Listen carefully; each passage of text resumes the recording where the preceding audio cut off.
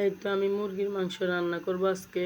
দেখতেছেন, আপনারা দেখতে থাকেন আমি কিভাবে রান্না করি। আমার আজকের ভিডিওটা অনেক ছোট করে বানিয়েছি। দেখেন আমার আজকে কিছু কথা। আমি সিলেট থাকি, আমি সারাদিন একা থাকি।